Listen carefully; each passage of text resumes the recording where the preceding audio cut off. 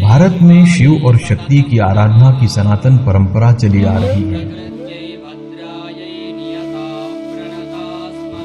प्राचीन समय में शक्ति के उपासक राजाओं और शासकों ने देवी के विभिन्न स्वरूपों की पूजा के लिए मंदिरों का निर्माण कराया। आज के एपिसोड में हम बात करेंगे आदि शक्ति के योगिनी अवतार की पूजा के लिए बने 64 योगिनी मंदिरों की, जो अपनी अलग बनावट, रहस्यमय और तंत्र मंत्र के सिद्ध स्थल के रूप में जाने जाते हैं। भारत में 8 या 9 प्रमुख 64 योगिनी मंदिर का उल्लेख मिलता है, लेकिन आज इन 64 योगिनी मंदिरों में से कुछ एक ही बचे हैं। इनमें गोलाकार बनावट में मध्य प्रदेश में जबलपुर के भेड़ाघाट, मुरैना के मितावली में मौजूद हैं। वहीं 2 मंदिर ओडिशा में भुवनेश्वर के निकट हीरापुर और बोलनगीर के निकट रानीपुर में है, जबकि खजुराहो में मिला 64 योगिनी मंदिर आयताकार है। पूरे भारतवर्ष में जो योगिनी मंदिर हैं वो वृत्ताकार हैं और उनकी परिधि में जो आले हैं उनमें योगिनी की प्रतिमाएं स्थापित रहती हैं और उस वृत्त के केंद्र में एक छोटा सा मंदिर होता है जिसमें शिव के विभिन्न रूपों की स्थापना रहती है। हो सकता है वह वहाँ पर शिवलिंग हो या शिव पार्वती की प्रतिमा हो या भैरव प्रतिमा हो।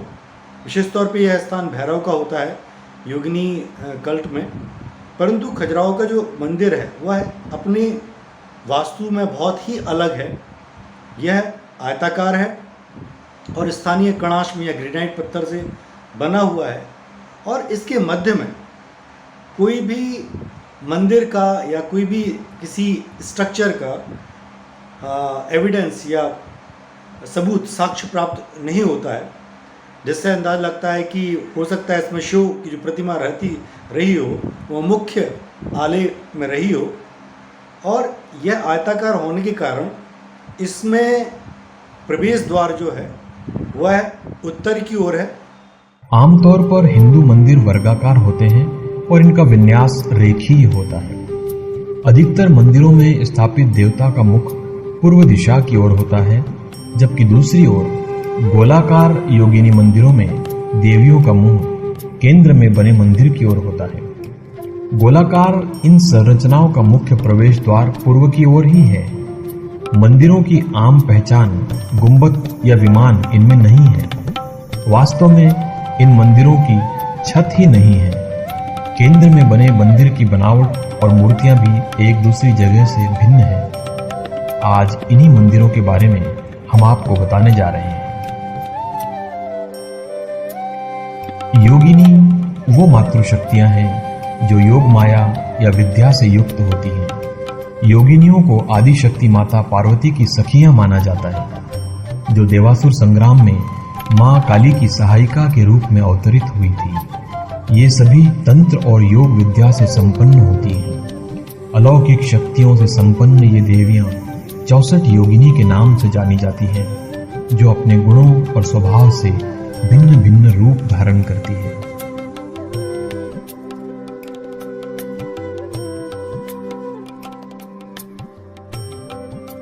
भारत के प्रमुख 64 योगिनी मंदिर में से एक मंदिर जबलपुर से लगभग 25 किलोमीटर की दूरी पर स्थित भेड़ाघाट में नर्मदा नदी के किनारे एक ऊंची पहाड़ी की चोटी पर है।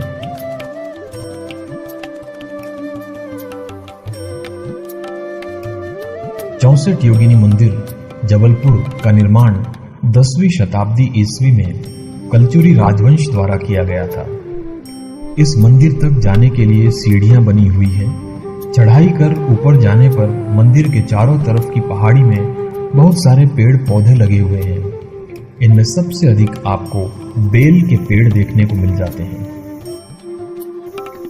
मंदिर के बाहर आपके बैठने के लिए कुर्सियां बनी हैं। यहां से आप सूर्यास्त का बहुत ही खूबसूरत नजारा देख सकते हैं। पहाड़ी के शिखर पर होने के कारण यहां से बल खाती नर्मदा नदी को निहारा जा सकता है।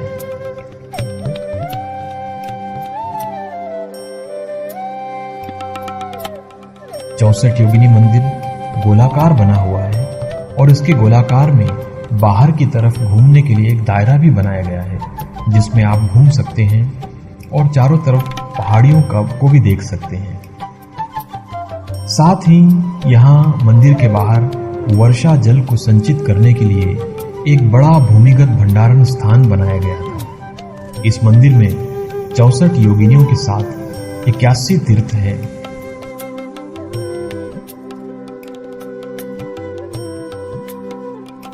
और माता पार्वती नंदी बैल पर विराजमान है।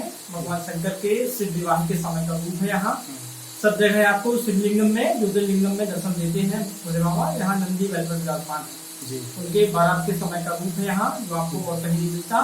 सब जगह आपको शिवलिंग में ज्योतिर्लिंग में दर्शन देते हैं। यहाँ गौरी शंकर महादेव पार्वती दोनों नंदी बैल पर विराजमान है, जो दुर्लभ है। सब जगह आपको इस प्रकार की मूर्ति भगवान की देखने के लिए मिलती है। बाहर सब माता पार्वती की 63 परिचारिकाएं हैं, 64 योगिनियां हैं। उनके नाम से मंदिर है 64 योगी मंदिर। मंदिर के अंदर आपको गणेश जी और काली जी की प्रतिमा भी देखने के लिए मिलती है। हालांकि यहाँ की ज्यादातर प्रतिमाएं खंडित हैं, लेकिन उनको गोलाकार परकोटे में अलग अलग कक्ष में स्थापित किया गया है, जिनकी छतें तो हैं, परंतु वे गोलाकार प्रांगण की ओर खुलते हैं।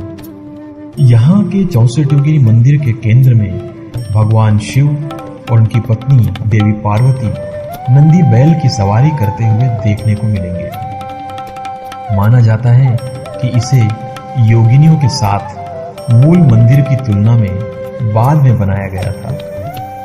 इस मंदिर की विशेषता इसके बीच में स्थापित भगवान शिव की प्रतिमा है, जो कि देवियों की प्रतिमा से घिरा हुआ है। मंदिर के बाहर एक बड़ा शिवलिंग स्थापित है और एक बड़ा सा घंटा भी लगा हुआ है।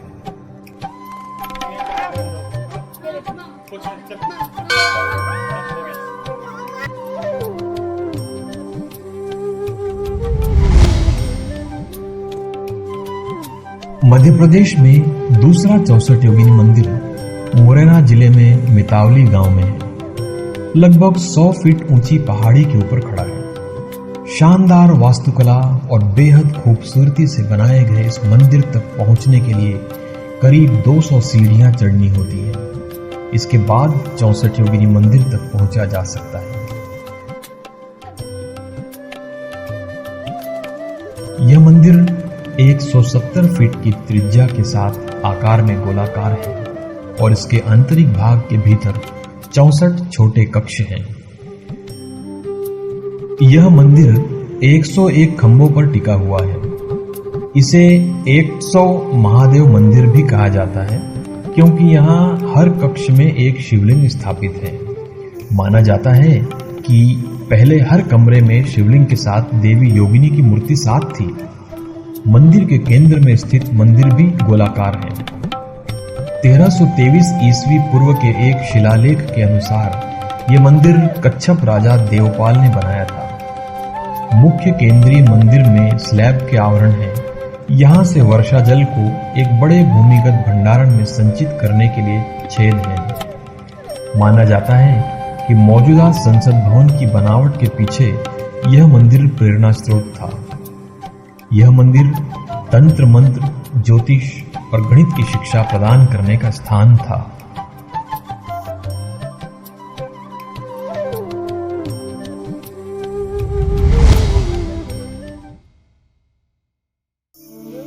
देश के प्रमुख 64 योगिनी मंदिरों में से एक मंदिर खजुराहो में स्थित है। 9वीं शताब्दी में ग्रेनाइट पत्थर से निर्मित 64 योगिनी मंदिर खजुराहो का सबसे प्राचीन मंदिर है, जिस वजह से मंदिर के अधिकांश हिस्से ध्वस्त हो गए हैं। भारत के अनेक योगिनी मंदिरों के विपरीत यह मंदिर आयताकार आकार में स्थित है।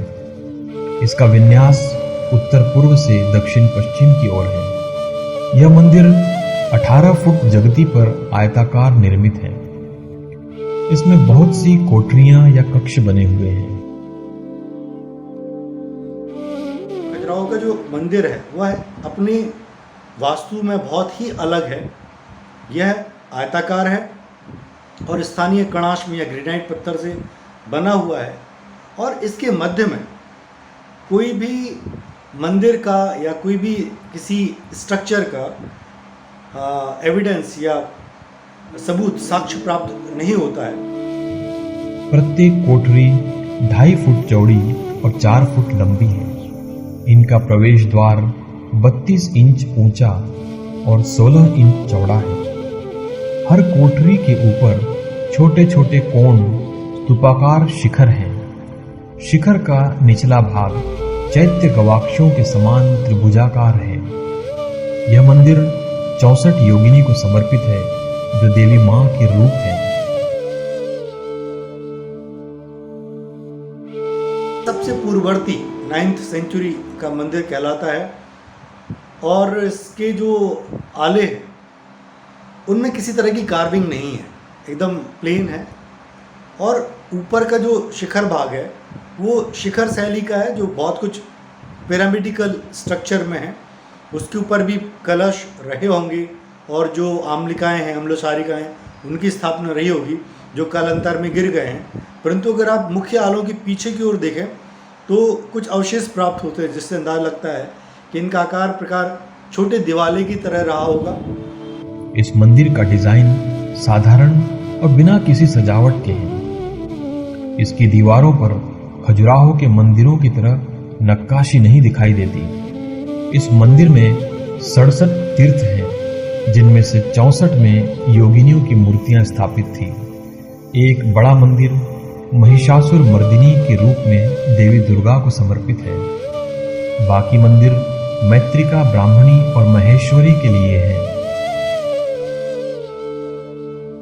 जो शक्तियां हैं वो शिव के साथ एसोसिएट थी, परंतु बाद में जैसे दुर्गा सप्तशती में हम देखते हैं कि जब देवी पार्वती ने दुर्गा का रूप रखा तो अलग अलग देवताओं से अलग अलग शक्तियां निकल कर आई, और फिर उन्होंने अलग अलग असुरों को देवी को मारने में सहायता की। तो लोग आम मान्यता यह है कि सारी शक्तियां जो हैं वो देवी के साथ एसोसिएट होती हैं, परंतु मुख्य तौर पे शक्ति का जो एसोसिएशन है, जो संबंध है, वो शिव से है। अर्थात जो योगिनियाँ हैं वो शिव के अंतर्गत आती हैं। इसलिए योगिनी मंदिर में केंद्र में भैरव की स्थापना होती है, और उनके चारों योगिनियों के मंदिर होते हैं। तो भैरव जो है वो काल का प्रतीक है, समय का प्रतीक है। जैसे हम देवों के देव शिव को महाकाल कहते हैं, तो जो समय का जो अधिष्ठाता है वो शिव है, और शिव इन के माध्यम से, इन योगिनियों के माध्यम से इस पूरी सृष्टि को नियंत्रित करता है। कनिंघम की जो रिपोर्ट है, जो 1865 की उसकी जो रिपोर्ट है, उसमें यह वर्णन देखने मिलता है कि जब कनिंघम ने इस स्थान की यात्रा की तो इस स्थान में उसको एक बड़ी भैरव की प्रतिमा प्राप्त हुई, जो आज मतंगेश्वर मंदिर के पास स्थापित है। उसके साथ ही एक विशाल गणेश की प्रतिमा प्राप्त हुई, जो म्यूजियम में स्थापित है। और उसके साथ जो आले थे, उन आलों में 3 प्रतिमाओं की प्राप्ति हुई, जिसमें एक हिंगलाज, जिसे महिषासुर मर्दिनी कहते हैं, और उसके साथ सरस्वती और ब्रह्माणी। तो ये 3 प्रतिमाएं प्राप्त हुई, जो आज साइट म्यूजियम जो है, जॉर्डन म्यूजियम कहलाता है, उसमें रखी हुई हैं। खजुराहो के शिवसागर झील के दक्षिण पश्चिम में स्थित 64 योगिनी मंदिर चंदेल कला की प्रथम कृति मानी जाती है। यह भारत के 64 योगिनी मंदिरों में निर्माण की दृष्टि से सबसे अधिक प्राचीन है।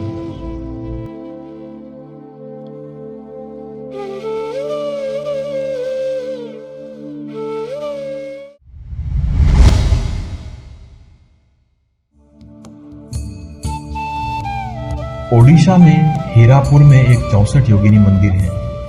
इतिहासकार और शोधकर्ताओं के अनुसार हीरापुर के 64 योगिनी मंदिर का निर्माण 9वीं शताब्दी के दौरान ब्रह्म राजवंश की रानी हीरा देवी ने कराया था। मंदिर की 4 दीवारी जो गोल है, उसके ऊपर मंदिर के अंदर के भाग पर 64 योगिनियों की विभिन्न मुद्राओं में पत्थर को तराश कर मूर्तियां स्थापित की गई हैं।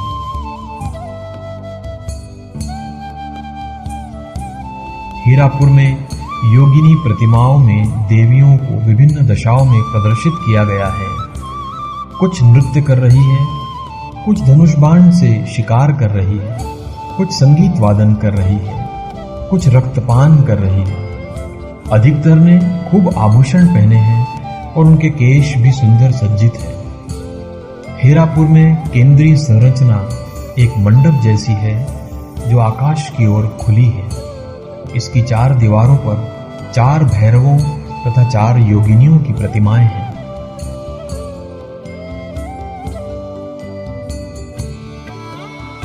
रानीपुर में केंद्रीय मंदिर में शिव के क्रोधी स्वरूप भैरव की 3 मस्तक वाली प्रतिमा है।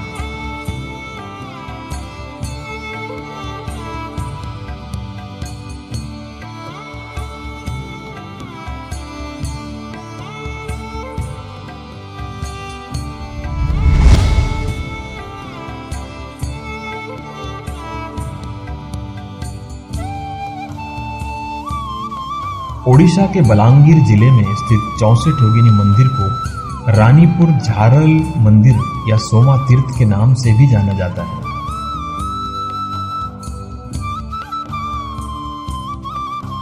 इस मंदिर में देवी पार्वती के साथ भगवान शिव के 3 मुख वाले देवता हैं जो योगिनियों से घिरे हुए हैं। रानीपुर झारल मंदिर का इतिहास भी अन्य 64 योगिनी मंदिर की तरह 8वीं से 9वीं शताब्दी के आसपास का है।